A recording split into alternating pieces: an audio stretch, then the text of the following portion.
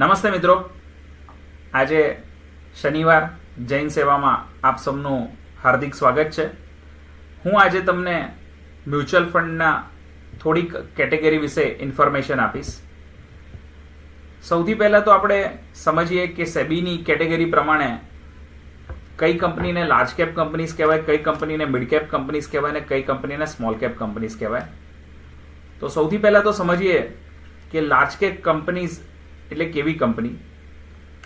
તો જે કંપની ઇન્ડિયાની અંદર 1 to 100માં આવતી હોય, એટલે કે જેની માર્કેટ કેપિટલાઇઝેશનની સાઇઝ 1 થી 100 સુધીમાં આવતી હોય તેવી બધી કંપનીને લાર્જ કેપ કંપનીઝ તરીકે ઓળખવામાં આવે છે. ત્યારબાદ મિડ કેપ કંપનીઝ આવે છે, જેનું માર્કેટ કેપિટલાઇઝેશન 101 થી સ્ટાર્ટ કરી અને 250ની અંદર આવતું હોય તેવી બધી કંપનીને મિડ કેપ કંપનીઝ કહેવામાં આવે છે. ત્યારબાદ આવે છે small cap companies.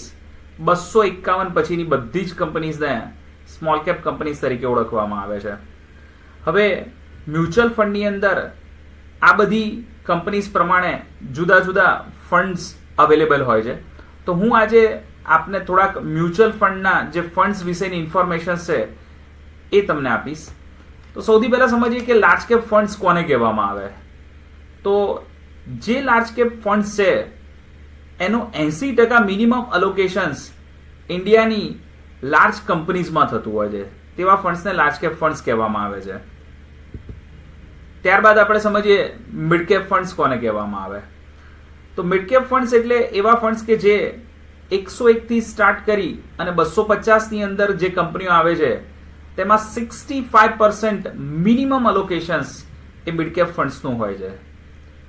Small cap funds એટલે એવા ફંડ્સ કે જેની અંદર સ્મોલ કંપનીઝ 251 થી સ્ટાર્ટ કરી અને ત્યાર પછીની કંપનીઝની અંદર તેનું 65% કરતાં વધારે અલોકેશન હોય તેવી કંપનીને સ્મોલ કેપ કંપનીઝ કહેવામાં આવે છે. ત્યારબાદ જુદા જુદા અંદર કોમ્બિનેશન્સ છે. એક કોમ્બિનેશન સમજીએ કે લાર્જ કેપ અને મિડ કેપ, આ બંનેનું કોમ્બિનેશન એટલે કે લાર્જ અને મિડ ફંડ તરીકે ઓળખવામાં આવે છે. આ લાર્જ અને મિડ ફંડ્સ એટલે એવા ફંડ્સ કે જેની અંદર મિનિમમ 35% અલોકેશન્સ લાર્જ કેપ કંપનીઝનું હોય અને 35% અલોકેશન્સ મિડ કેપ કંપનીઝનું હોય, અને ત્યારબાદ રેસ્ટ 30% અલોકેશન્સ ફંડ મેનેજર પોતાની જાતે ડિસાઇડ કરતો હોય છે. તેને large and mid cap funds તરીકે ઓળખવામાં આવે છે.